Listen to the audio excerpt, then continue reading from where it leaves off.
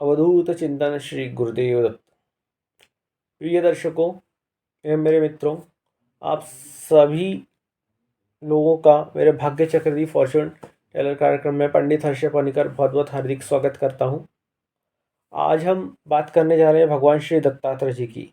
भगवान दत्तात्रेय जी के नवरात्र शुरू हो चुके हैं और उनका सप्ताह भी मनाया जा रहा है। आज 1 दिसंबर से जो 7 दिसंबर तक चलेगा, उसके बाद उसका पारणा होगा, उसका उद्यापन होगा 7 तारीख को। और हम सभी भक्तगण उन इस समय भगवान दत्तात्रेय की भक्ति में लीन रहेंगे। देखा जाए तो मार्गशीर्ष का महीना, जैसे सावन का पावन महीना था, वैसे मार्गशीर्ष का महीना विष्णु जी को समर्पित है। और भगवान दत्तात्रेय की भक्ति ऐसा माना जाता है कि आपके काफ़ी जन्मों के जो पुण्य संकलित होते हैं, तब जा कर के आपको भगवान दत्तात्रेय की भक्ति प्राप्त होती है। इनकी भक्ति करना अर्थात इनके चरित्र का वाचन, जिस प्रकार से 9 प्रकार की भक्तियाँ बताई गई है हमारे शास्त्रों में, तो जिस भी प्रकार की भक्ति आपको मिलती है इनकी करने की, वो आपके पिछले कई जन्मों के जो पुण्य संकलित होते हैं, तदुपरांत आपको इनकी भक्ति करने का सौभाग्य प्राप्त होता है। भगवान दत्तात्रेय ये जो नवरात्र है, वो उनके जो भक्तगण हैं कुछ दत्त परंपरा को अपनाते हैं, तो कोई सादे रूप से भी उनको मनाते हैं। सतत नाम स्मरण के द्वारा दिगंबरा दिगंबरा श्रीपाद वल्लभ दिगंबरा, इनके कई और मंत्र हैं। ओम द्राम दत्तात्रेयाय नमः, और भी कई सारे शास्त्रों में मंत्र दिए हैं। ओम महानाथाय नमः। सबसे बड़ा जो अच्छा मंत्र माना जाता है, जो मैंने पहले बोला, दिगंबरा दिगंबरा श्रीपाद वल्लभ दिगंबरा, वो मंत्र लगातार सतत नाम स्मरण किया जाए। आपकी जो भी मनोकामना लेकर के आप जो भी पाठ करेंगे, इनका जो एक चरित्र है, गुरु चरित्र, गुरु चरित्र की हम बात करेंगे तो एक गुरु के द्वारा अपने शिष्य को उपदेश दिया गया कि कैसे चरित्र पे चलना चाहिए। इस गुरु चरित्र में 3 खंड है: बाल कांड, ज्ञान कांड और भक्ति कांड। यह 52 अध्यायों में बटा हुआ है, अर्थात 51 अध्यायों में 52वां अध्याय अवतरणी कहा आता है। तो इसमें हमको, आप जब इसको पढ़ोगे तो आपको समझ में आएगा। और ख़ास करके जो भगवान दत्तात्रेय की आज्ञा है, यह जो चरित्र है श्री नरसिंह सरस्वती महाराज, उनके द्वारा व्याख्यान किया गया। पहले कन्नड़ भाषा में था, तब इसको मराठी भाषा में रूपांतरित किया। आप तो हिंदी में भी उपलब्ध है। तो यह इस पे आप यदि दत्तात्रेय की आप भक्ति करते हैं, तो आप में एक स्थिरता आनी शुरू हो जाती है। आपके मन में जो भी तूफान है, विचारों का तूफान है, या किसी भी प्रकार का आप में जो भी आपके ज्ञान के भंडार हैं, या ज्ञान को लेकर किसी भी चीज़ को संशय, तो आपके पूरे संशय क्लियर हो जाते हैं। अर्थात इनकी जो भी भक्ति करता है, उसे एक ना एक मार्गदर्शक के रूप में अवश्य कोई ना कोई प्राप्त जरूर होता है। भगवान दत्तात्रेय की बात करें तो श्री भगवान दत्तात्रेय की बात करें, इनको सदगुरु की उपाधि प्राप्त है। जो सभी भगवानों के गुरु माने गए हैं, इन्होंने किसी का वध नहीं किया है आज तक के, परंतु अपने हाथों में शस्त्र रखते हैं, जिससे अपने भक्तों के क्लेश दुख दूर करते हैं। इनको स्मृतगामी भी माना जाता है, अर्थात आप इनका जहाँ स्मरण करेंगे वहाँ ही अपने भक्तों के कष्ट दूर करने के लिए उपस्थित हो जाते हैं। भगवान दत्तात्रेय ब्रह्मा विष्णु महेश का एकत्र स्वरूप है, जिनका जन्म अनुसया माता के घर पे हुआ था मार्गशीर्ष शुक्ल पक्ष की पूर्णिमा तिथि को, माहूरगढ़ नांदेड़ में इनकी जन्मस्थली मानी जाती है। यहाँ सायंकाल में यह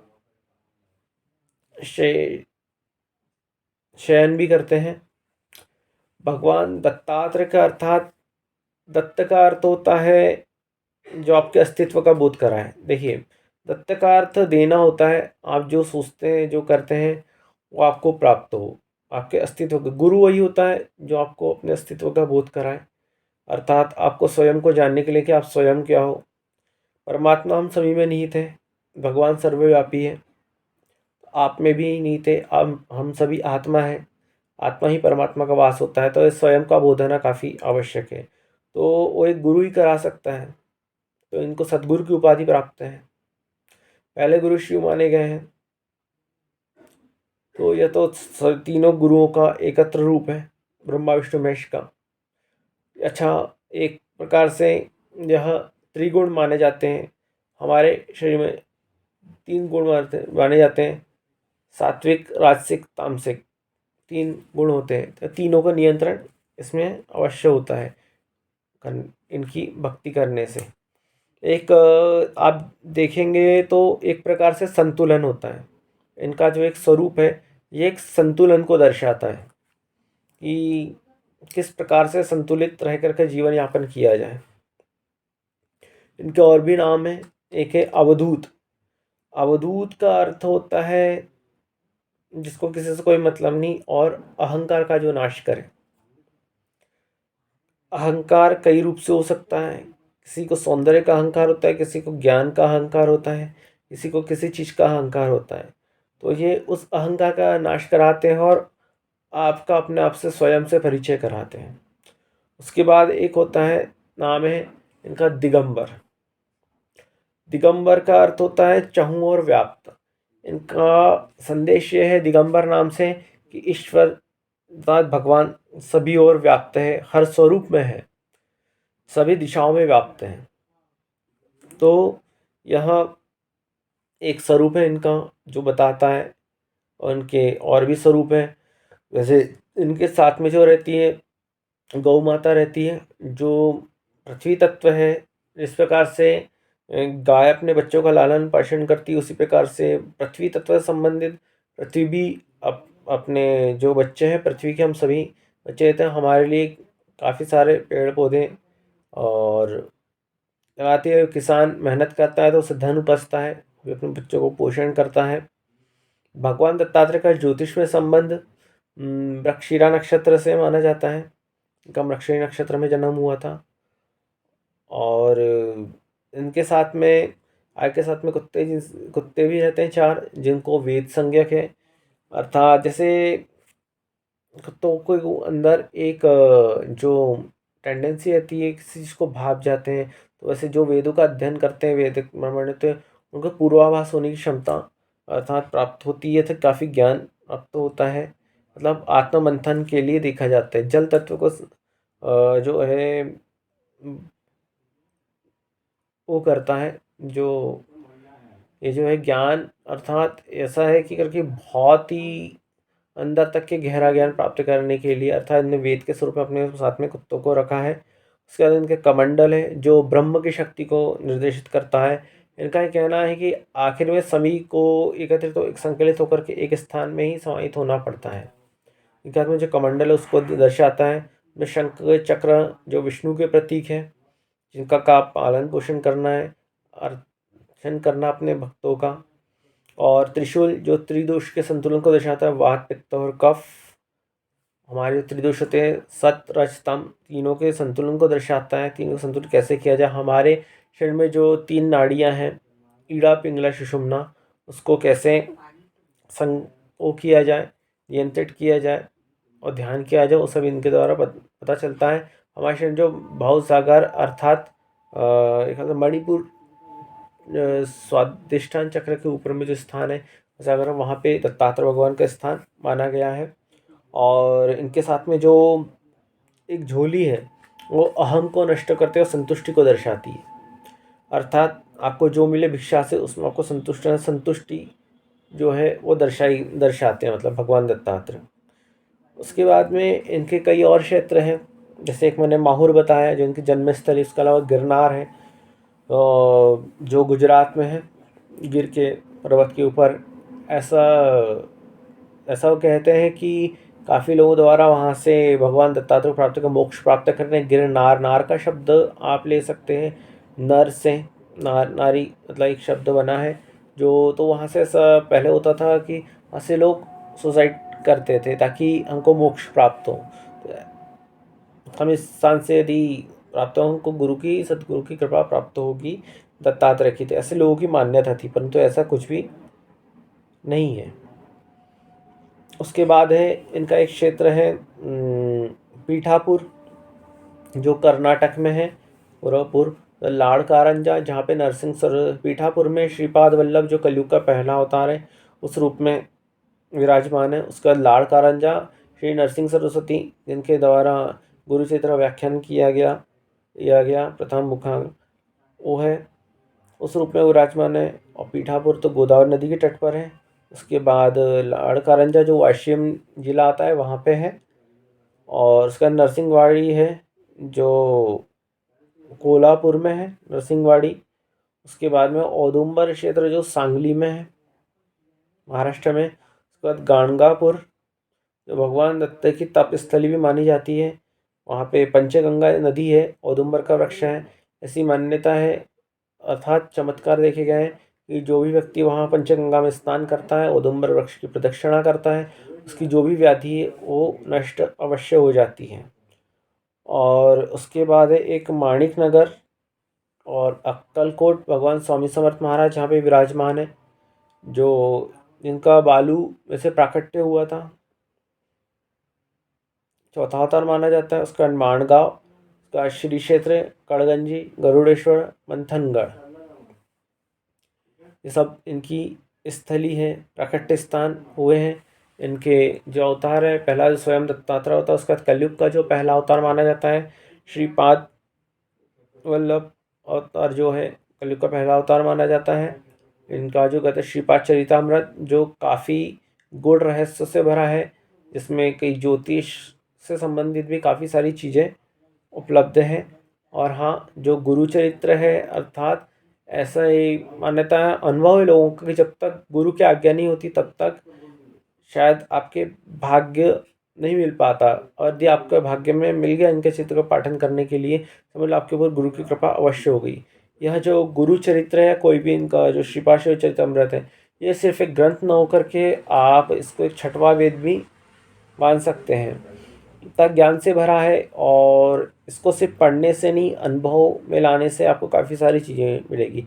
सिर्फ पढ़ने से कोई भी चीज़ें, किसी भी चीज़ को आप पढ़ते हो तो उसको आत्मसात कीजिए, उसको काफ़ी गहराई से पढ़िए, उसके शब्दों का अर्थ है, क्योंकि एक शब्द के कई अर्थ होते हैं। एक शब्दार्थ होता है और एक अर्थार्थ होता है, उसके बाद एक गुणार्थ होता है।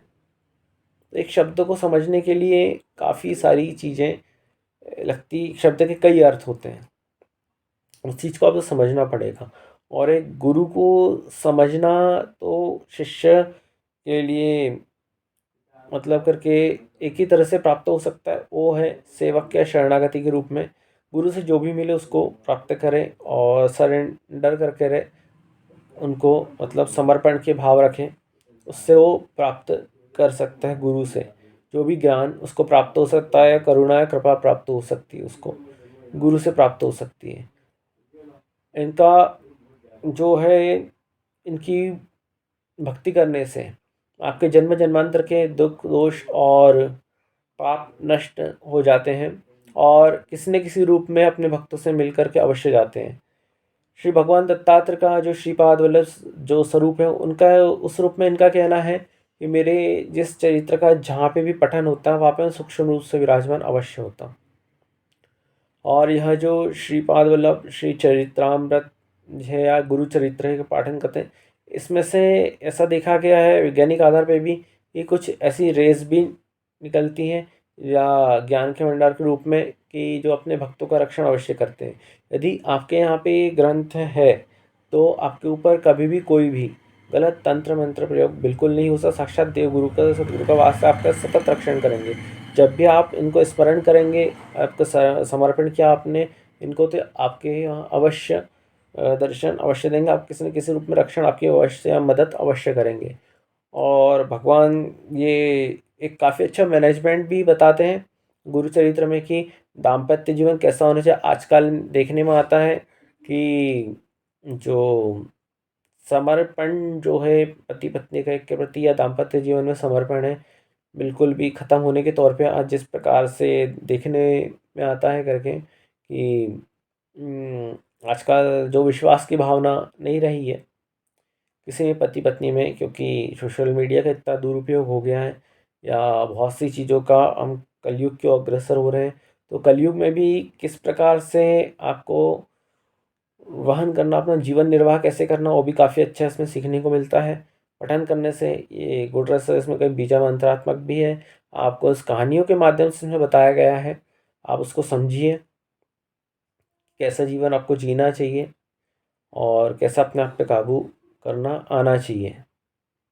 आप यदि इनकी भक्ति करते हो तो आपको जो है काफ़ी अच्छा महसूस आप अवश्य करेंगे। आपके आसपास में यदि दत्त मंदिर तो वहाँ अवश्य जाइए उनके जनों से या सब इसमें। और ऐसी मान्यता है, बताना चाहूँगा कि आप यदि दोपहर के समय श्री भगवान दत्तात्रेय के मंदिर जाते हैं या आपको औदुंबर का जो वृक्ष है, गुलर का वृक्ष, उसके नीचे साक्षात इनका वास माना गया। 764 योगिनियों का भी दीप, वहाँ पे आप दीप प्रज्वलित करते हैं घी का और अपनी जो भी मनोकामना बोलते हैं तो अवश्य आपकी पूरी होती है। और दोपहर के समय में इनके दर्शन करना काफ़ी अच्छा माना जाता है, क्योंकि ऐसी मान्यता है कि ये दोपहर के समय में भिक्षावड़ के लिए निकलते हैं और इनकी भिक्षा में आप इनको जो भी दान देते हैं तो ये जो उस समय आप जो इनसे आशीर्वाद चाहते हैं, मांगते हैं, तो आपका आशीर्वाद अवश्य फलीभूत होता है। और जो भगवान दत्तात्रेय जी हैं, जितना वर्णन था उतना तो मैंने कर दिया, शायद इससे और भी कुछ हो सकता है। इनके द्वारा 24 गुरु भी बनाए गए हैं, जो मैंने गुरु पूर्णिमा वीडियो बनाया था उसको आप देख सकते हैं। उसका लिंक मैं डिस्क्रिप्शन बॉक्स में अवश्य डाल दूंगा। और एक और कहना चाहूँगा कि ये जो गुरु चरित्र है, ये अर्थात भगवान दत्तात्रेय की आज्ञा है कि ये स्त्रियों को पढ़ना वर्जित बताया गया है, क्योंकि इसमें के वेदोक्त मंत्र हैं, तो उसके लिए गुरुमुख होना आवश्यक है। और जो है कि स्त्रियां जो है इनमें एक जो हम अर्थात इसमें कुछ वेद मंत्र भी है, जो वेद मंत्र का उच्चारण इसका जो असर है हमारे नाभि पे ही पड़ता है। तो शायद मेरे हिसाब से इस कारण से उन्हें वेदों के उच्चारण के लिए स्त्रियों को मना किया और उपनीत होना आवश्यक है।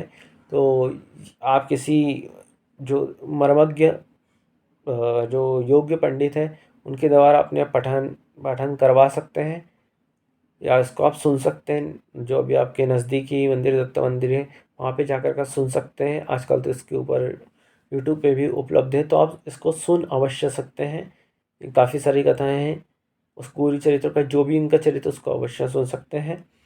और ब्रह्मचर्य के साथ में अर्थात सतत इनके ध्यान के साथ इनका पारायण करें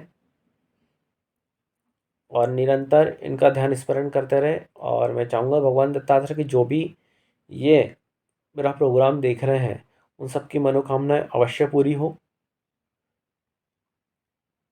आप सभी लोगों को मेरा नमस्कार और मेरे इस चैनल को सब्सक्राइब करना बिल्कुल भी ना भूलें। और यदि कोई भी आपको जानकारी चाहिए, पत्रिका जन्म पत्रिका से संबंधित गुण मिलान करना है या फिर आपको विश्लेषण करवाना है या जन्म पत्रिका का निर्माण करवाना है, तो आप मेरा नंबर नीचे फ्लैश हो रहा है, आप उस पर संपर्क कर सकते हैं और अपनी समस्याओं का निदान अवश्य पा सकते हैं। श्री गुरुदेव दत्त। नमस्कार।